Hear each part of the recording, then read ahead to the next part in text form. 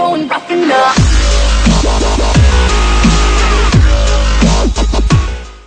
Hey guys, what is up? Welcome to another League of Legends gameplay. This is gonna be a commentary I am doing over a game that I played earlier today, and I really wanted to do it on this one because lately, again, I've been picking up Akali middle, and I have to say, I am liking it a lot. I'm honestly thinking of giving some like rebirth action over here to Akali and really just actually start playing her quite a bit more in the middle lane and possibly top lane.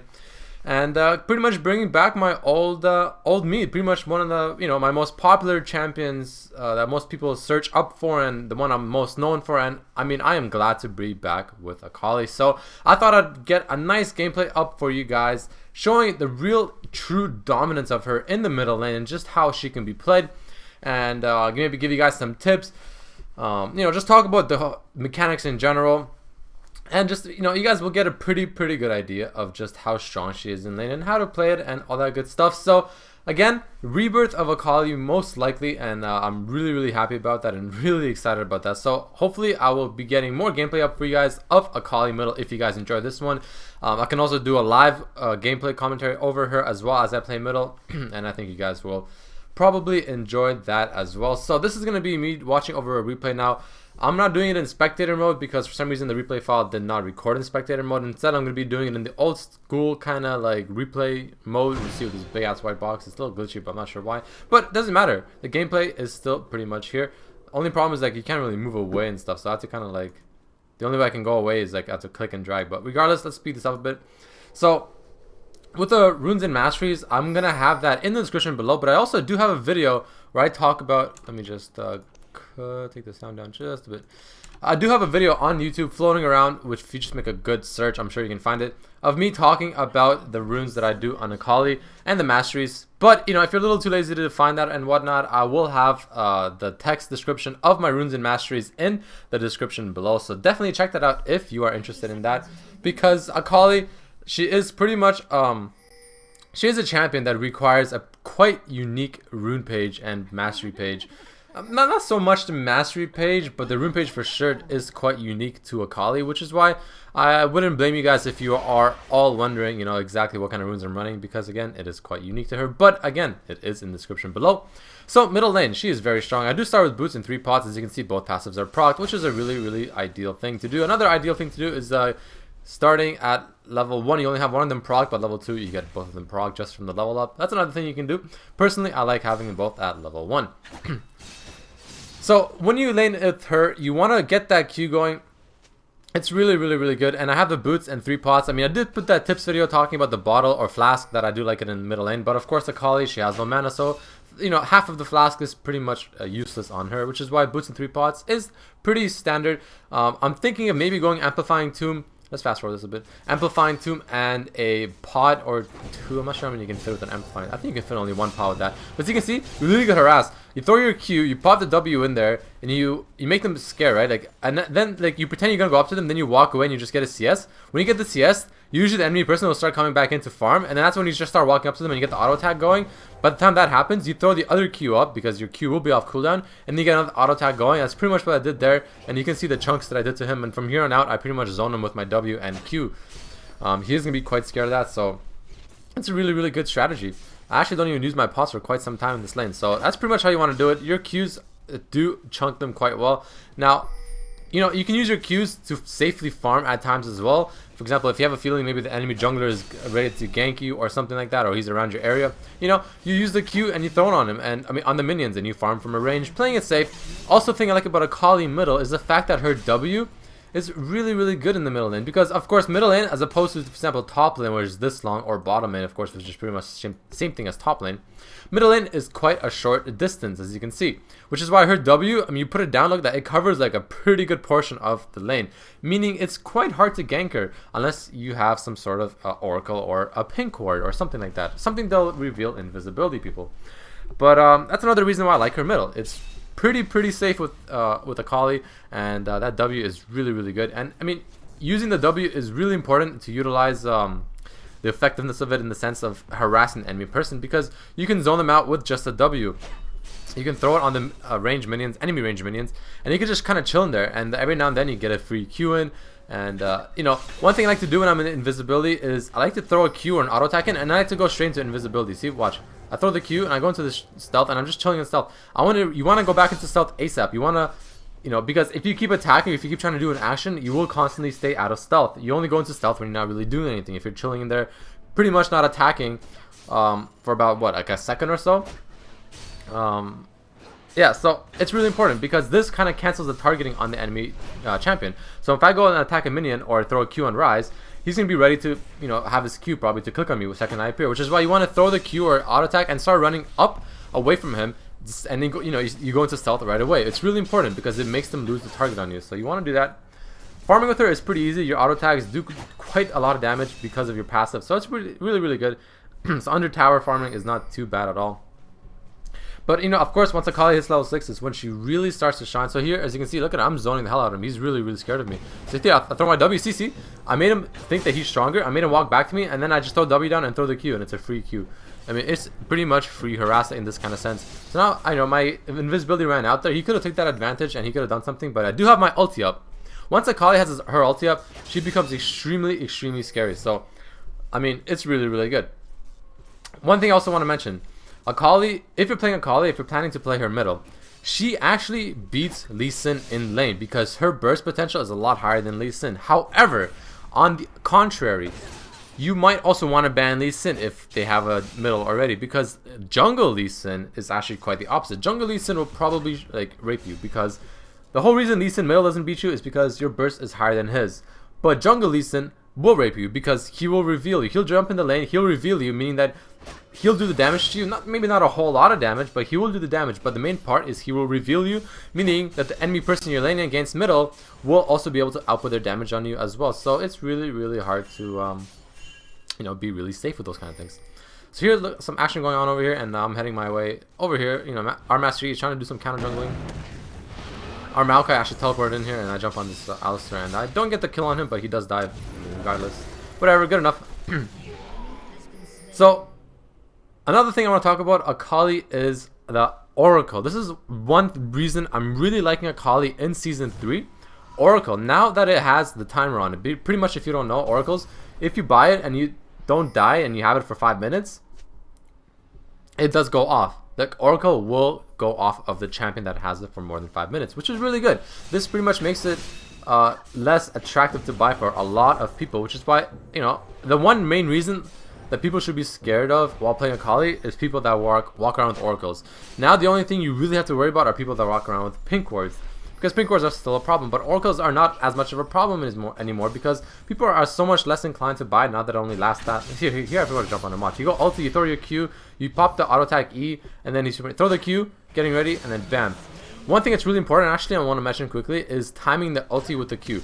As you see there, you throw the Q, but you don't want to ulti right away. You don't want to throw the Q and ulti at the exact same time most of the time, because you want to throw the Q, you want to wait just a tad bit till it's about ready to hit the enemy champion, and then you pop your ulti, so that the first auto attack you do the second you pop your ulti, because a while ago Riot did make an upgrade to Akali where whoever she ultis, she'll automatically auto attack right after if you don't really, you know, make her do any other action. Which is why it's really important to throw the Q, wait a bit, kind of did like I did with Rise, and then you throw your ulti, so that the second you land on with your ulti, your Q will just in time, like just barely land on the champion, and then your next auto attack will proc that Q almost instantly. Really important for, you know, that crazy quick burst. That's a really important tip. Now, also I want to mention, like I said, Oracles is not a very good item anymore, as people, like, you know, will probably want to buy, because again, you know, it does go away in 5 minutes, so that's something, you know, that Akali doesn't have to worry about as much anymore. But again, there's still the pink wards to worry about, so, you know, watch out for those. So we got some kills down there bottom lane, pretty good stuff there. And you might be wondering, why the hell do I have a Haunting Guise? Well, I personally think Haunting Guise is really good on her. Now, I don't actually upgrade it to the next level. What's the next level again? This mask, Leandri's. I don't actually upgrade it to that, because, I mean, it's not horribly bad, but the main reason I get Haunting Guise is for the magic pen. Upgrading it to Leandri's, I wouldn't say it's a bad idea, but at the same time I wouldn't say it's the best idea, because the magic pen stays the same at 15 no matter whether it's a Haunting Guise or a Leandri's Torment or whatever it's called. So, you know, I'm a little iffy about that. But I do like the magic pen on this, followed by the sorcery boots, and I mean, it gives me what, like 15. That's flat 30 magic pen just from items, plus my runes and masteries. You know, it does stack up, and it's really, really nice. Now, I happen to be a lover of hex tech on Akali. I personally just really, really like hex tech on Akali, so I'm going to be getting it quite often. I don't know. I feel like people might disagree with me on that, but I don't know. I really enjoy what it brings to Akali. I love how it brings her life vamp and like physical vamp, so spell vamp and life vamp. Really, really, really nice. I really, really like it.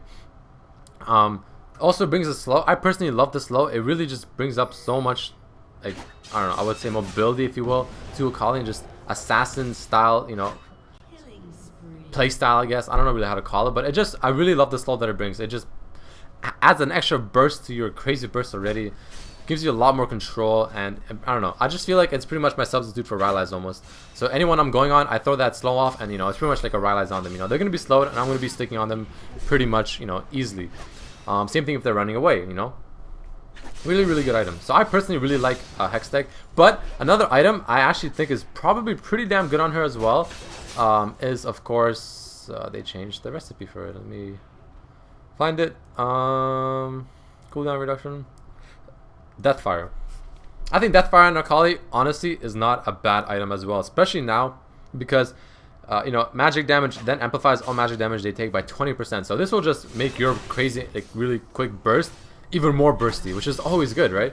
I mean, so I think it's not that bad on her. Now that it doesn't give any mana regen or anything like that, all it gives her is cooldown reduction, which is good. You want cooldown reduction on her. Not only does it make your Q and E and W obviously, you know, more spammable, but it gives your ulti stacks a faster rate to come back, which is also really, really important. So here we're going for the dive, and we're trying to do something here, but kind of back away for a bit, and then I kind of go around, make them think I'm going back, because I'm assuming they have a ward in here. I'm not sure if they do or not. I'm assuming they are, so I'll kind of walk back up, making them think I'm going back to lane, and then I walk it back in here. Throw down a ward just to make sure no one's waiting for me in there, and we're pretty much waiting for the opportunity. Malphite ultis, they both pretty much raped them, and I'm like, alright, so they don't need me there. They're, you know, obviously dead. So I jump straight onto the Kha'Zix, and I pick him up. Pretty easy peasy. Another tip I want to give you guys is Ignite. Like I did there, I threw Ignite a little late, right? Usually, like for example, in lane, you want to throw the Ignite pretty early on, because Ignite does give you that extra, you know, burst of AP and AD, I believe. I'm not sure if it gives AD. I can't remember actually. Let me just say here. It doesn't say here. But it does give you extra stats if you throw it off and it's on cooldown, right? So it's really important. So you want to throw the Ignite off as you're about to go in. So you want to possibly maybe even do the Ignite first and then go in with your full combo. You know, if you know you're going in, like, you know, pretty much all out onto the person. So it's really, really important. It gives you extra burst, and it'll, you know, make sure that the Ignite does full damage, and it's not a bad idea. So, you know, keep that in mind. So here I'm gonna look for Rise. I'm pretty much just going pure assassin mode. I'm just waiting for people's, and I see the Rise, and I'm like, all right, you know what, like, you're obviously not a very strong match for me right now. Alistair kind of goes in with the headbutt way too late, but as you can see there, I kept going back into stealth. I kept throwing Q, I kept going to stealth, and I kept kind of using my skills. That's the whole point of her W. I personally think W is the one skill that separates a good Akali from a bad Akali. Because a lot of people, when I see them play Akali, they just completely misuse their W. Like, they don't really know what they're doing. And, I mean, it's really, really sometimes sad for me to see. Because, personally, I consider myself a pretty good Akali player. So I'm pretty good with using her W in the right situation.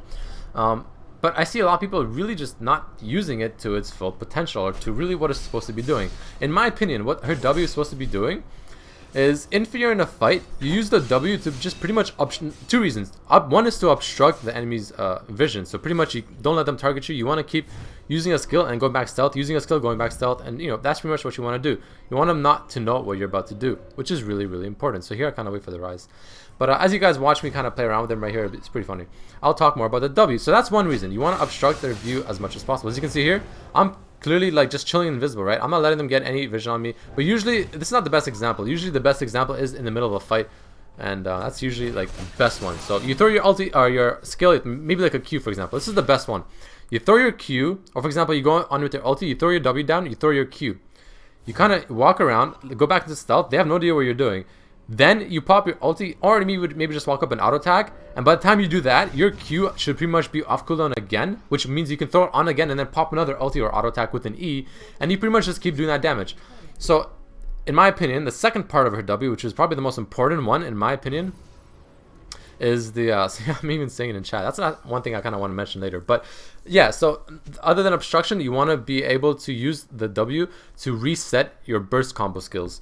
What I mean by that, like I said, is you throw your Q and then you go back to stealth. You let your Q pretty much go nearly off cooldown, and then you go in for the full burst, because you'll be able to burst a lot more quickly since your Q's off cooldown. You'll walk on with your ulti, for example. You proc the first Q you threw on them. That's already pretty big damage. Then the second you proc that mark, you throw the other Q on top of them, and then you're ready to proc pretty much another whole mark with an extra Q already. And the burst is just crazy. And then on top of that, you throw the E on top of it, and it's really, really strong. I mean, honestly, I might make a guide later just to really showcase this. Maybe in a league tips, I'll make an Akali league tips, really just showcasing these small minor things on how to use her stuff properly. But that's pretty much the main purpose of her W, in my opinion. So really keep that in mind, and that's honestly, like, I personally think this is what separates a good Akali from a bad Akali. So in terms of items, again, so I go with Haunting Guise to a Hex Deck Gunblade. Now from here you can go with quite a few options. You have Rabadons, you have Abyssal Scepter, and you have GA. Possibly, I mean, GA is not that good anymore, but it's still definitely an option. I personally like Rabadons and Abyssal on her. I think those are really two sweet items on her. I mean, I personally probably get both of them. Maybe Rallies, maybe. I'm not so happy about Rallies anymore. I just don't really feel it anymore. But maybe, you know, it's an option. Not, I wouldn't say it's the best option. I think Gunblade and Rabadons and the Abyssal is the pretty good choice. So here we go after the Ezreal. Let me fast forward. Actually, no, I'm already walking. But it's a pretty good choice. So like you guys maybe saw in the chat earlier, I am planning to release a Akali montage. This is why I'm playing Akali lately a lot as well, because I'm trying to get clips for her, and I really want to make this a good montage. So I'm not sure how long it will take. You know, depending on how well the clips are, like how good the quality of the clips are, and you know, that kind of stuff. So I am going to be looking forward for an Akali montage, so you guys can be looking forward for that as well. And yeah, I'm just pretty much stacking up clips right now. I'm trying to get some, you know, sweet action going, and I really want to make it a good one. I don't want boring clips for you guys. I want some sweet, sexy clips for you guys to enjoy. And yeah, so that's pretty much this video. The video should be almost done. We actually ended up pushing for the win here. As you can see, my score is pretty beastly. If you guys have any questions, or you know, post in the comments below. I'll try answering as much as I can. If you guys have any suggestions, and maybe what kind of videos you want me to make featuring Akali, maybe some sort of video you guys want me to make that, you know, we'll talk more about Akali in a certain kind of aspect or style or whatever, by all means, post that in the comments below, and I will definitely read all the comments that you guys post. But other than that, I hope you guys enjoyed this video. Hopefully you guys learned something new about Akali in Season 3, and I will see you guys next time. Peace.